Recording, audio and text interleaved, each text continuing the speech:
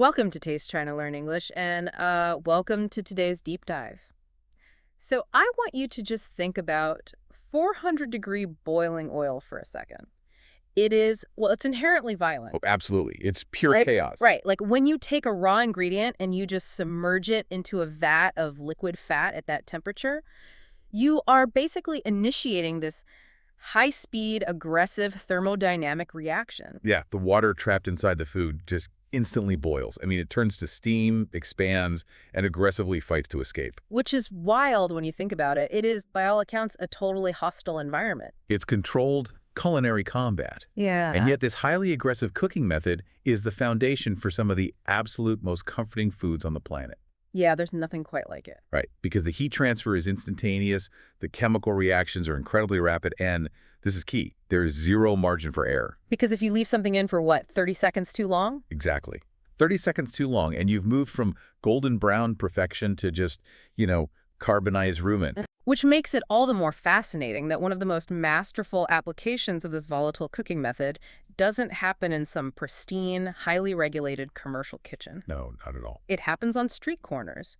Because today, based on our sources, we are looking at Zhachuaner, which is Chinese deep-fried skewers. A truly phenomenal subject. It really is. We are moving way past the basic concept of just, meat on a stick. To really explore the underlying mechanics of this specific street food, we're going to break down the physics of the batter, the chemistry of the glaze, and this is my favorite part, the neuroscience of why a cheap, deep-fried snack manages to totally hijack an adult brain's memory centers. It really is a perfect case study in how informal food cultures often arrive at highly sophisticated engineering solutions. Right, without even realizing they're engineering anything. Exactly. I mean, the vendors making these skewers aren't typically drafting up thermodynamic charts. But through trial and error, they have perfected a system that manipulates heat, moisture, and amino acids to hit the absolute limits of human flavor perception. So let's start with that thermodynamics angle. Specifically, the very first line of defense, which is the batter. The crucial shield. Yeah, because if you just took a bare piece of chicken or like a slice of potato and dropped it directly into 400-degree oil, you wouldn't get a juicy skewer. You'd get a piece of desiccated leather. Right. The intense heat would just instantly flash boil all the cellular moisture right out of the ingredient. The moisture would be gone in seconds. The muscle fibers in a piece of meat would violently contract, and they just squeeze out whatever liquid remains. So it would just be bone dry.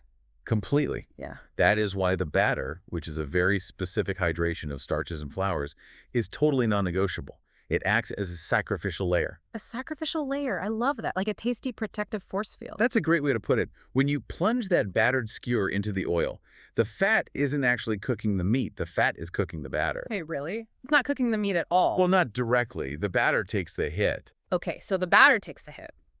But what is physically happening at that boundary layer between the super hot oil and the wet batter? Because we know frying is technically a dry heat cooking method, right? All right. But the interior of these skewers is always incredibly moist. It's never dry. Right, and this is the central paradox of deep frying. The moment the wet batter hits the hot oil, the water at the very surface of the batter instantly vaporizes. Okay. This rapid vaporization creates this microscopic layer of steam that pushes outward against the oil.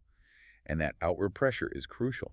It actually prevents the oil from fully permeating the food. Oh, wow. So the steam is literally pushing the oil away. Exactly. Meanwhile, the flour and starches in the batter quickly dehydrate, and they form a rigid lattice. Like a structural shell. Precisely. Now, inside that rigid shell, the remaining water in the batter and the natural moisture of the meat itself begin to heat up. Right, because it's getting hot in there. But because the exterior shell has already hardened, that steam has nowhere to go. It gets trapped. Oh, I see where this is going. Yeah, so while the exterior of the skewer is being violently fried in dry heat, the interior ingredient is essentially being gently steamed in its own natural juices. That is brilliant. That totally explains the moisture retention. But let's look a bit closer at that exterior shell for a second, because the textural engineering here is highly specific, isn't it? Oh, it's a science all on its own. Because when we talk about fried food, people just throw around descriptors like crispy and crunchy, as if they are the exact same thing. But mechanically, they require entirely different structural properties, right? They are completely different acoustic and structural experiences. I mean, crispy is a high-frequency shatter. Like a potato chip. Exactly like a potato chip. Yeah. It's thin, delicate, and it fractures with very little jaw pressure. Right. Crunchy, on the other hand, is a low-frequency structural resistance. Think of biting into a thick crust or a raw carrot. So it's louder and denser. Right. It requires significant jaw force and yields a much denser, louder sound. The holy grail of a batter formulation is achieving a gradient that actually delivers both. Which means the vendor has to dial in the exact ratio of wheat flour to pure starch in the batter. That's the secret.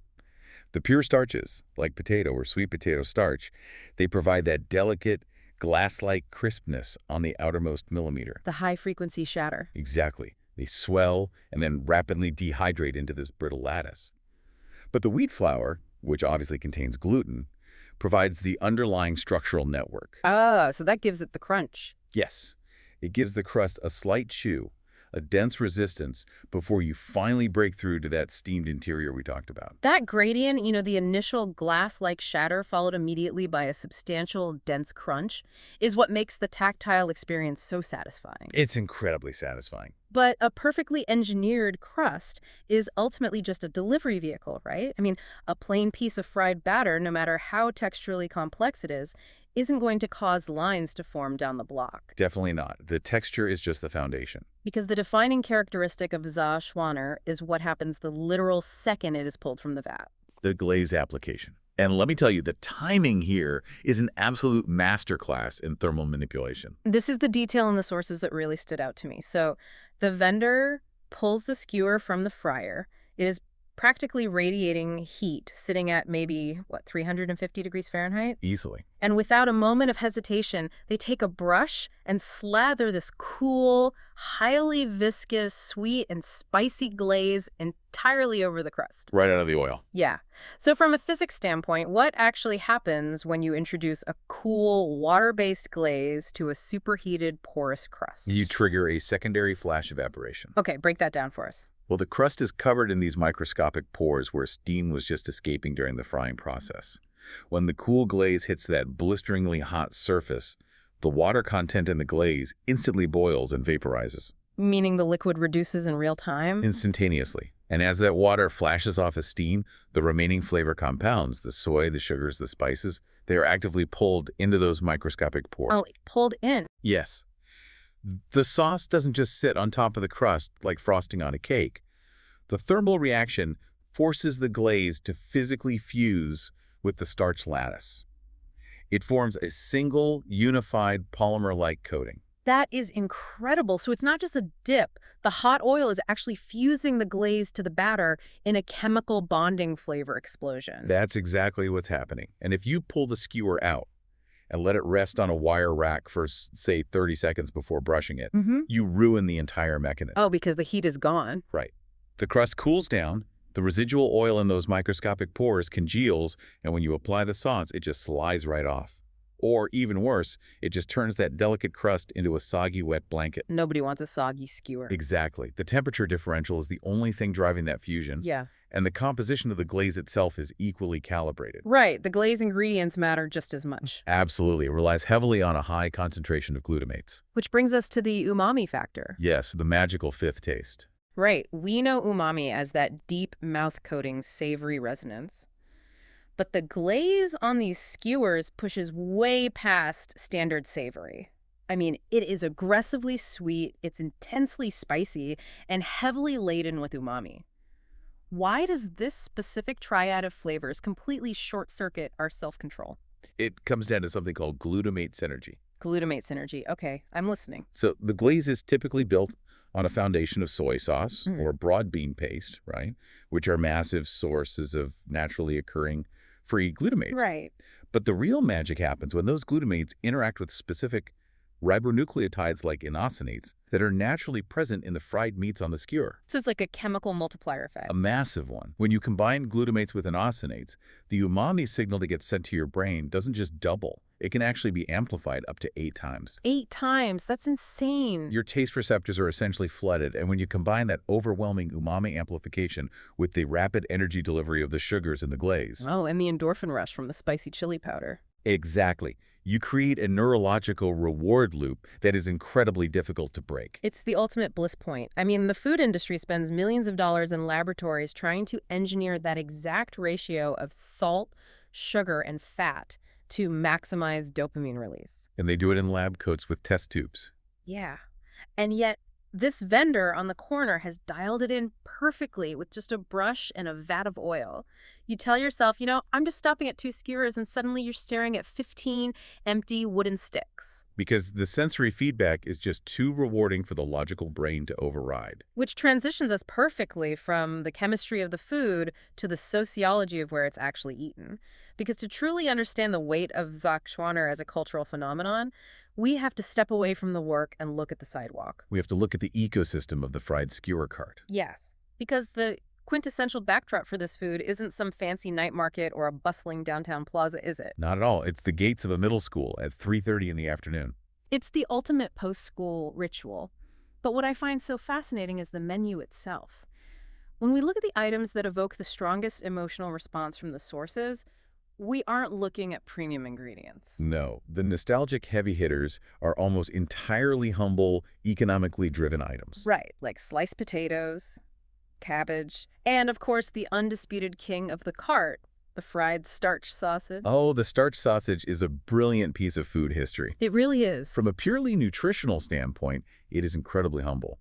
It was originally developed to be shelf-stable and cost-effective, heavily utilizing starches like corn or tapioca with just enough meat flavoring and fat to mimic a traditional sausage. Yet, if you ask an entire generation to name the taste of their childhood, they don't point to a high-end cut of beef. They point to this bright red starch tube. They absolutely do. Why does this specific, inexpensive ingredient react so spectacularly to being deep-fried? Well, because starch behaves fundamentally differently in boiling oil than muscle fiber does. Yeah. Muscle fiber seizes and contracts. Starch expands. Okay, that makes sense. But the real ingenuity comes from how the vendors prepare it.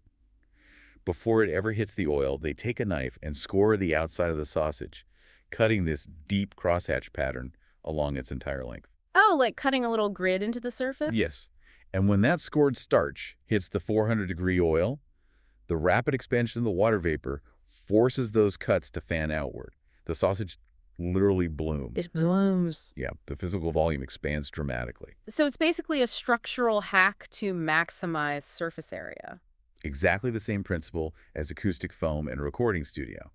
By creating all those deep ridges and valleys, you are drastically increasing the amount of surface area that's exposed to the oil. Which means you are exponentially increasing the amount of crispy crust that develops. And based on what we just discussed about the hot oil glaze fusion. Oh, more surface area means more microscopic pores. Exactly. It becomes a three-dimensional sponge for that umami glaze. Oh. Every single ridge catches and fuses with the sweet and spicy sauce. You are maximizing the glutamate payload in every single bite. So a standard, smooth-skinned sausage could never hold that much flavor. Never. The physical scoring is what elevates a cheap, shelf-stable ingredient into an absolute flavor bomb.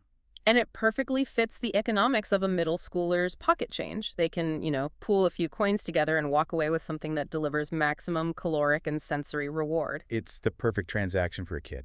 But the staying power of this food, the reason adults who can easily afford a premium steak still crave the cheap starch sausage, is deeply rooted in the neuroscience of memory, isn't it? Oh, without a doubt. Olfactory memory, our sense of smell, is arguably the most resilient form of memory we possess. How does that work neurologically speaking? Well, the olfactory bulb, which processes smell, has direct neural pathways to the amygdala, which processes emotion, and the hippocampus, which handles associative learning. So the scent basically bypasses the analytical parts of the brain entirely. It doesn't even stop for translation.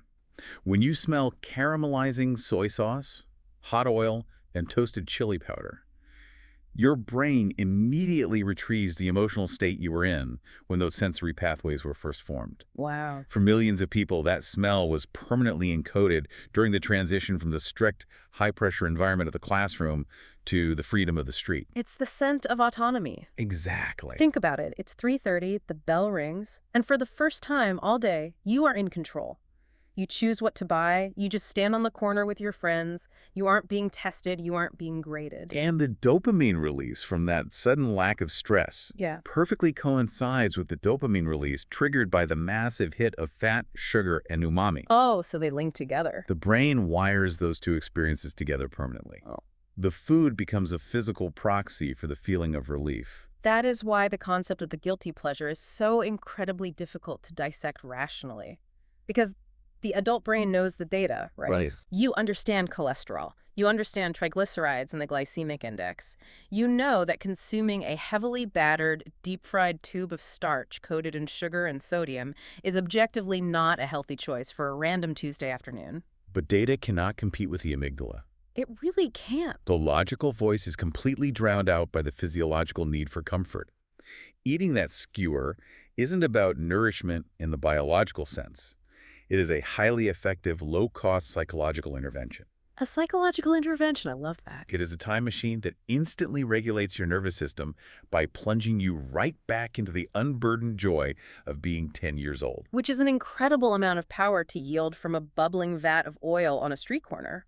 It really highlights how brilliant informal food cultures truly are. I mean, they manage to intuitively master thermodynamics, structural engineering, and flavor chemistry, all in service of creating an accessible, shared emotional experience. It really puts things into perspective. We started this deep dive looking at the aggressive, chaotic reality of deep frying. We unpacked the physics of that sacrificial batter, how the flash vaporization of water creates a steam barrier that protects the interior while forming a dual-textured lattice of delicate shatter and dense crunch. We then looked at the brilliant timing of the glaze, utilizing the residual 400-degree heat to flash evaporate the liquid sauce, physically fusing those amplified umami compounds directly into the porous crust. And finally, we looked at the architectural brilliance of scoring a cheap starch sausage to maximize its surface area, turning it into the ultimate delivery mechanism for the flavor profile of an entire generation's childhood. It's amazing. It is a reminder that the most profound culinary experiences rarely require a reservation or a white tablecloth. Sometimes they just require a few coins and a wooden stick. Well said. Because the mechanics of flavor and memory are universal. The specific ingredients on the cart might be unique to a region, but the human drive to seek comfort through a perfectly engineered, intensely flavored guilty pleasure. That is something we all share. Which brings us to the final thought we want to leave you with today. We've spent this entire time unpacking the science and sentimentality behind the fried starch sausage, how that specific combination of hot oil and sweet glaze instantly transports people back to their middle school gates. But the architecture of nostalgia is unique to everyone. It really is. So consider your own past. What is the specific, highly engineered, undeniably unhealthy, guilty pleasure snack from your childhood that holds that exact same time-traveling power? What is the scent that instantly bypasses your adult logic and drops you right back into the carefree afternoons of your youth? And when was the last time you actually allowed yourself to taste it? Thanks for joining us on Taste China Learn English. If you enjoyed today's deep dive, please be sure to like, share, and subscribe to our channel so you never miss an episode. Catch you next time.